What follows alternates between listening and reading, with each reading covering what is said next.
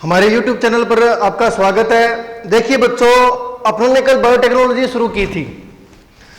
ठीक, कल अपनों ने किया था पार्ट फर्स्ट और आज करेंगे पार्ट सेकंड। और ये स्क्रीन पर मेरे नंबर दिए हुए हैं, टॉपिक से रिलेटेड कोई प्रॉब्लम है तो आप कॉल कर सकते हैं। देखिए, मैंने आपको कल ये बताया था कि आपकी जो 12वीं क्लास एजी की जो बायो बुक है ना, उसमें चैप्टर नंबर 2 बायोटेक्नोलॉजी है। और मैंने आपको यह बताया था कि बायोटेक्नोलॉजी पढ़ने से पहले अपने को किसका ज्ञान होना जरूरी है? मॉलिक्यूलर बायो का। जैसे अगर अपने को अखबार पढ़ना है, अखबार अपने तभी पढ़ पाएंगे जब अपने को बारखड़ी वगैरह आती है, उसी प्रकार बायोटेक्नोलॉजी का अध्ययन तभी संभव है जब अपने को मॉलिक्यूलर बायो यानी आणविक जीव विज्ञान के बारे में बेसिक पता है। और मैंने आपको यह भी बताया था कि आपके सिलेबस में 11वीं और 12वीं जो एजी की बायो जो बुक है, उसमें नया तो 11वीं में मॉलिक्यूलर बायोलॉजी ये टॉपिक लगता है, नया 12वीं में लगता है। इसलिए जो एजी के बच्चे होते हैं उनको बायोटेक्नोलॉजी समझने में दिक्कत आती है, क्योंकि बायोटेक्नोलॉजी अपने को तभी समझ में आएगी अच्छे से जब अपने को मॉलिक्यूलर बायो का पता हो। तो मैंने कल मॉलिक्यूलर बायो से ही शुरुआत की थी ताकि आपको मॉलिक्यूलर बायोलॉजी के बारे में जो बेसिक है वो पता चले, ठीक, और फिर आप बायोटेक्नोलॉजी को अच्छे से समझ सको। और मॉलिक्यूलर बायोलॉजी के बारे में मैंने आपको क्या बताया था? मॉलिक्यूलर बायो में क्या होता है, इस शाखा यानी जीव विज्ञान की शाखा ही होगी मॉलिक्यूलर बायोलॉजी। इस शाखा में हम उन अणुओं का अध्ययन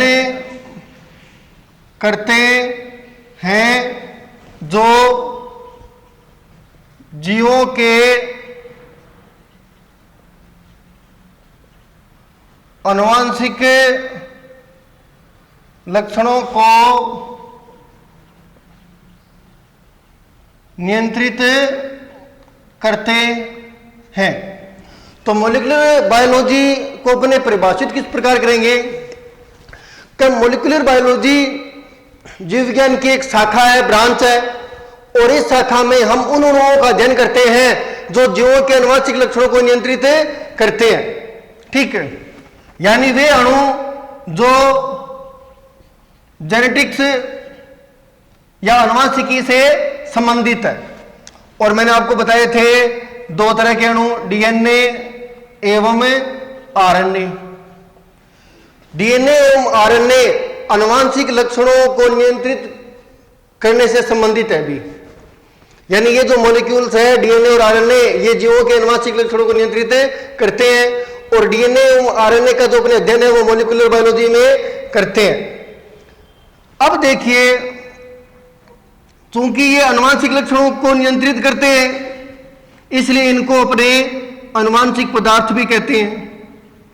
आनुवंशिक पदार्थ मैंने आपको बताया था कि कुछ वायरस ऐसे हैं जिनमें आनुवंशिक पदार्थ आरएनए मिलता है। कुछ ही वायरस ऐसे हैं जिनमें आनुवंशिक पदार्थ के रूप में क्या मिलता है? आरएनए। शेष यानी कुछ वायरस को छोड़कर शेष में आनुवंशिक पदार्थ कौन है भी? डीएनए है। आनुवंशिक पदार्थ क्या है? डीएनए।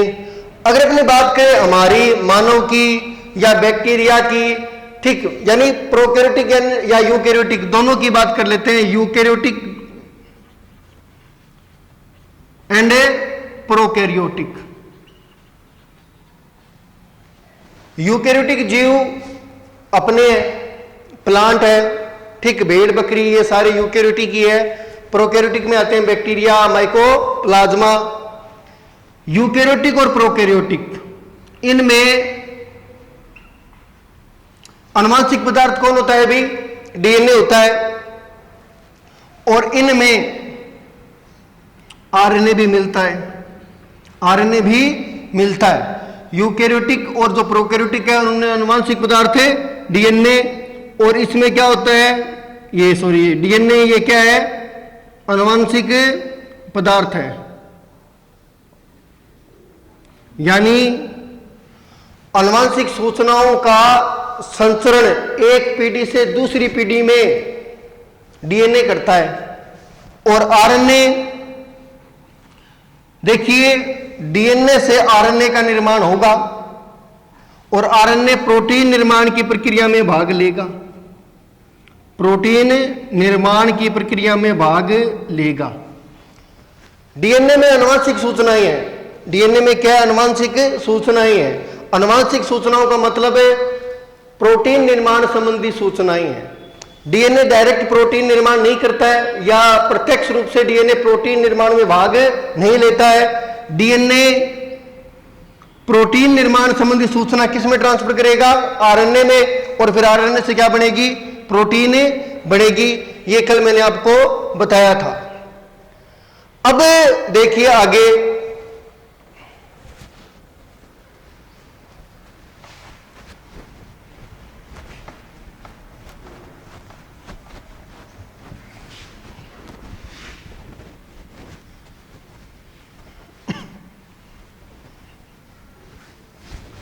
मैंने आपको कल यह भी बताया था कि हमारी जो सेल है उसमें ग्लूकोज भी मिलता है, लिपिड भी मिलता है, यानी ग्लूकोज यानी कार्बोहाइड्रेट, लिपिड वगैरह हमारी सेल में मिलते हैं।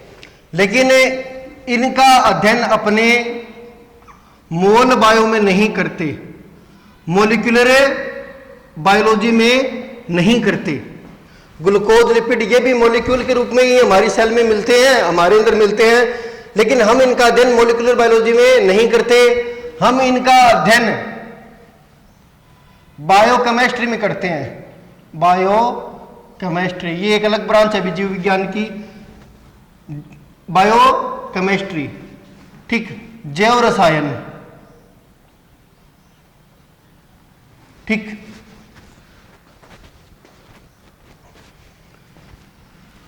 अब देखिए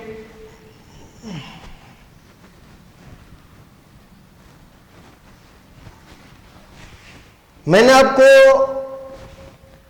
कल न्यूक्लिक एसिड के बारे में बताया था कि अपने न्यूक्लिक एसिड की डिटेल करेंगे।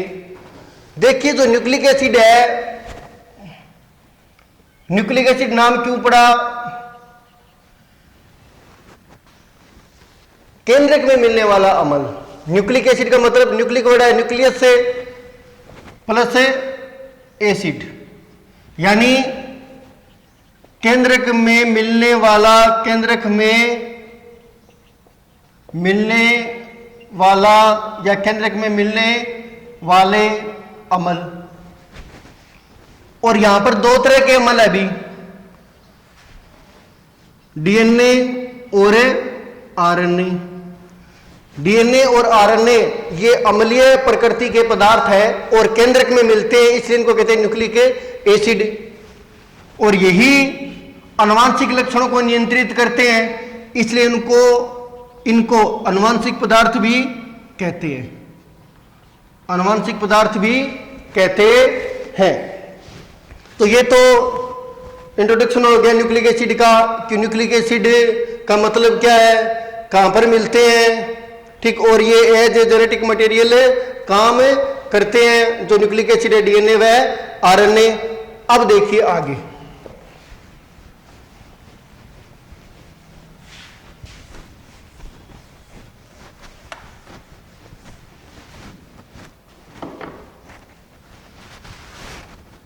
न्यूक्लिक एसिड ही चलेगा अपना।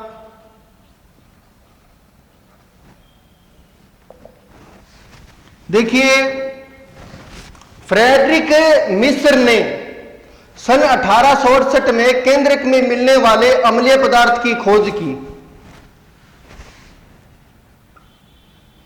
फ्रेडरिक मिस्र ने 1868 में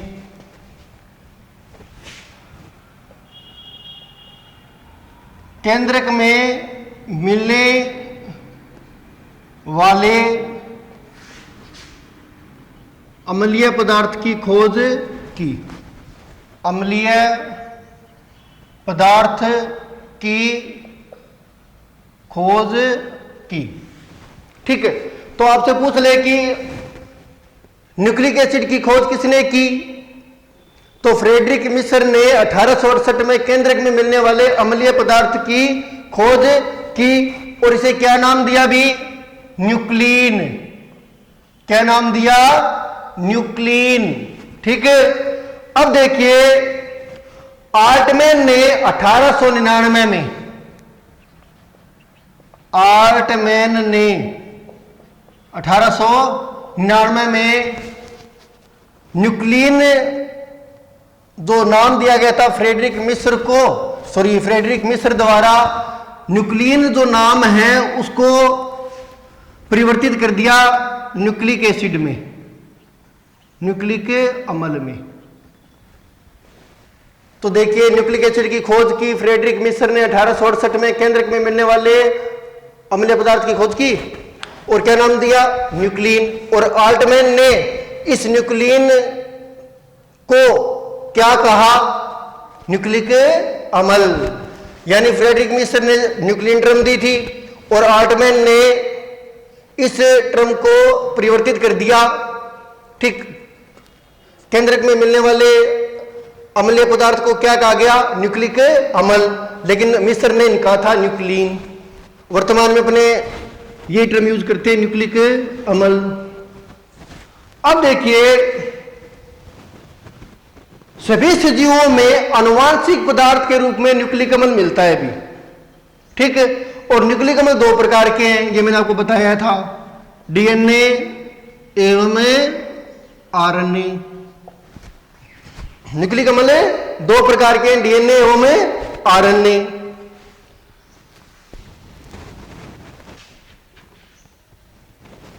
देखिए जीवों में आनुवांशिक पदार्थ के रूप में या तो मिलेगा डीएनए या मिलेगा आरएनए, ये मैंने आपको बता दिया। जैसे कुछ वायरस ऐसे होते हैं जिनमें आनुवांशिक पदार्थ आरएनए मिलता है और उन वायरसों को छोड़कर शेष सभी जीवों में आनुवांशिक पदार्थ डीएनए मिलता है। ठीक, देखिए जो न्यूक्लिक अम्ल है वो न्यूक्लियोटाइड्स के बहुलक होते हैं भी। ठीक है, जो न्यूक्लिक अम्ल है वो किसके बहुलक है, न्यूक्लिक अम्ल जो है वो किसके बहुलक है, न्यूक्लियोटाइड्स के।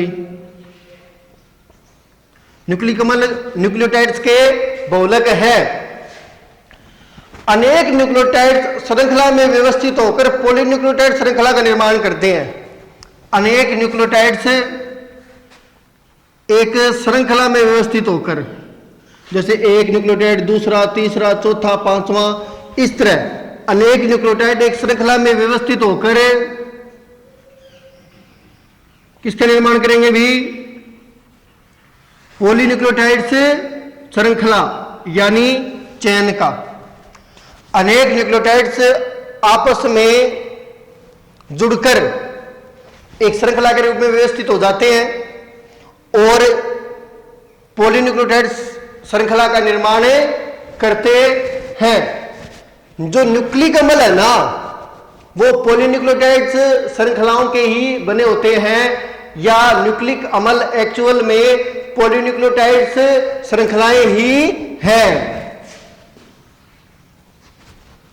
अब देखिए आगे न्यूक्लिक अम्लों की संरचना। अपना जो अगला टॉपिक है वो है न्यूक्लिक अम्लों की संरचना।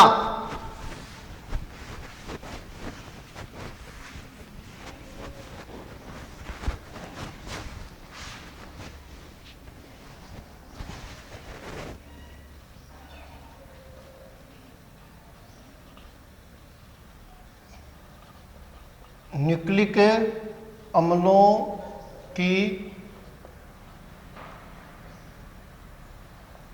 संरचना, स्ट्रक्चर ऑफ न्यूक्लिक एसिड। मैंने आपको पहले भी बताया कि दोनों प्रकार के न्यूक्लिक अम्ल पॉलीन्यूक्लियोटाइड श्रृंखला के बने होते हैं भी। दोनों प्रकार के न्यूक्लिक अम्ल पॉलीन्यूक्लियोटाइड्स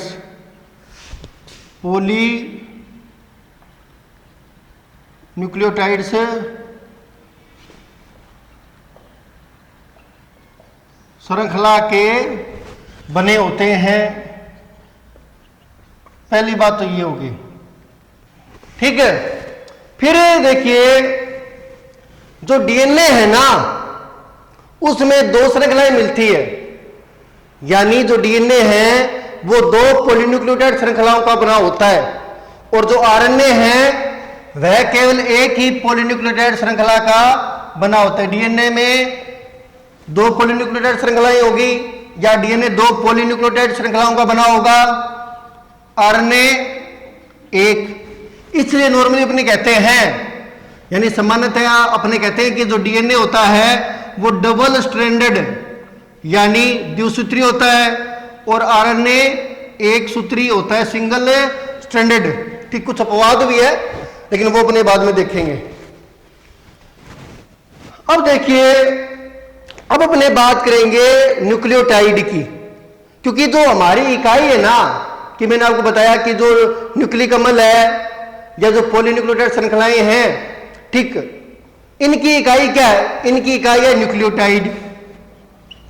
न्यूक्लियोटाइड यानी न्यूक्लिक अम्ल भी न्यूक्लियोटाइड के बहुलक है, न्यूक्लियोटाइड्स के बहुलक है, और पॉलीन्यूक्लियोटाइड श्रृंखला भी किसकी बनी होगी?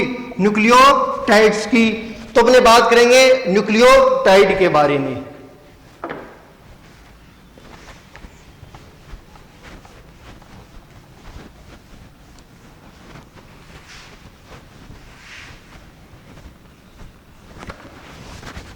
तो देखिए, बात करते हैं अपने न्यूक्लियोटाइड की।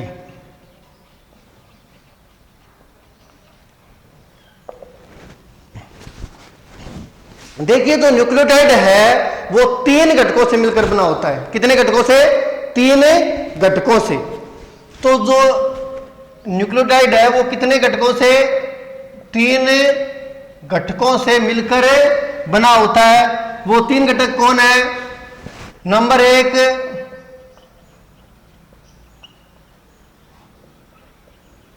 नाइट्रोजनी क्षार, नाइट्रोजनस बेस, नाइट्रोजनी क्षार।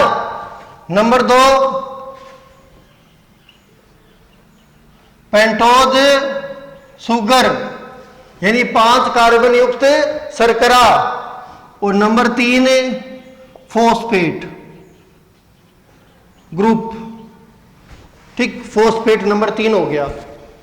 अब अपने बात करेंगे सबसे पहले नाइट्रोजनी क्षार की, नाइट्रोजनस बेस की।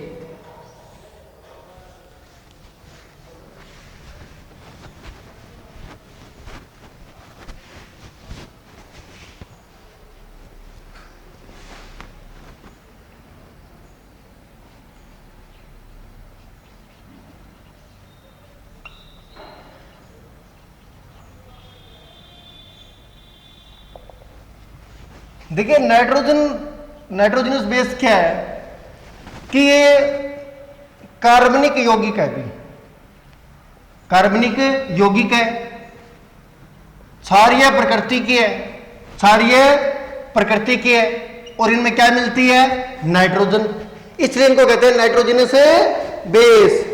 तो देखिए, जो नाइट्रोजनस क्षार है ये है क्या?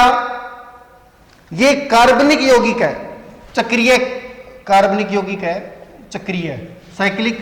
ठीक, जो नाइट्रोजनस बेस है, नाइट्रोजनी क्षारें हैं, ठीक, ये चक्रीय कार्बनिक यौगिक है। इनमें नाइट्रोजन मिलती है और इनकी प्रकृति क्या होती है? क्षारीय। इसलिए इनको कहते हैं अपने नाइट्रोजनस बेस। ठीक है, और ये दो प्रकार की होती है भी। जो नाइट्रोजनी क्षारें है ना वो कितनी तरह की है? दो प्रकार की है, प्यूरिन एंड पिरिमिडीन्स। ये दो प्रकार की है, दो। पहली है प्यूरिन्स और दूसरी है पिरिमिडीन्स। ठीक, तो अपने नाइट्रोजनी क्षार पढ़ रहे हैं और नाइट्रोजनी क्षार चक्रीय कार्बनिक यौगिक है, प्रकृति इनकी क्षारीय होती है और इनमें नाइट्रोजन भी मिलती है और ये दो प्रकार के हैं भी, प्यूरिन्स एंड पिरिमिडीन्स। अब पहले बात करेंगे अपने प्यूरीन की। ठीक है, किसकी बात करेंगे? प्यूरीन। देखिए जो प्यूरिन्स है ये दो वल्ले वाले नाइट्रोजनी यौगिक है भी, दो वल्ले वाले नाइट्रोजनी यौगिक है। ठीक है, इनमें एक वल्ले तो होती है पिरिमिडीन और दूसरी होती है इमिडेजोल, यानी दो वल्ले हैं तो एक वल्ले हो जाएगी पिरिमिडीन। ठीक, एक वल्ले का नाम हो जाएगा पिरिमिडीन और दूसरी इमिडेजोल।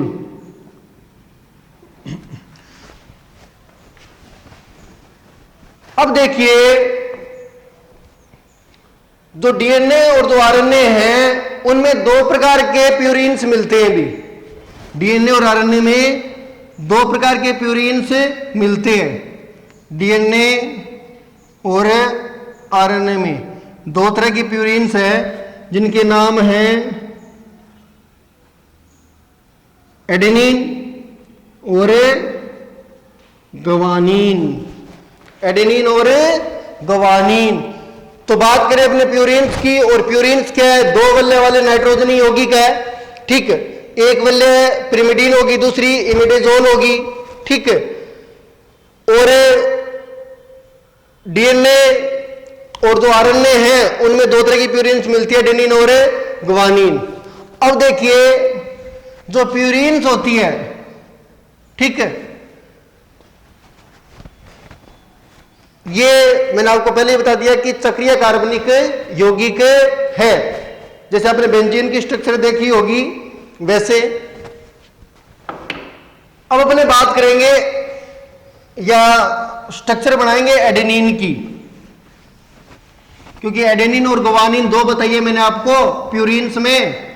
तो सबसे पहले स्ट्रक्चर बनाते हैं एडेनिन की, तो बना लीजिए भी।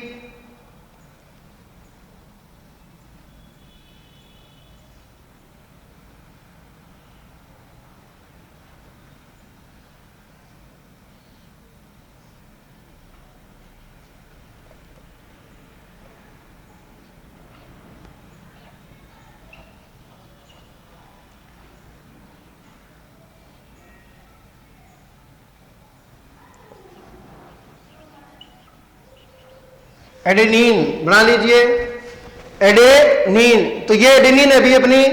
ठीक है, दूसरी बताई थी मैंने आपको ग्वानिन, उसकी स्ट्रक्चर भी बना लेते हैं।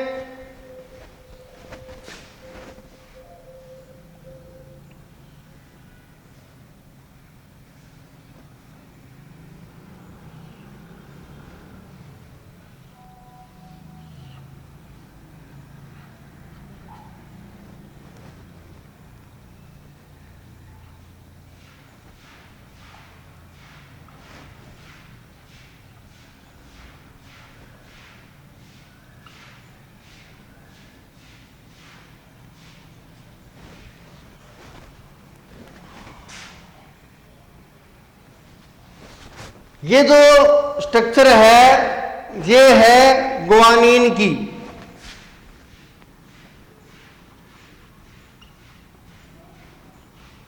ग्वानिन की, ठीक है, तो ये स्ट्रक्चर होगी ग्वानिन की। बना लीजिए इनको।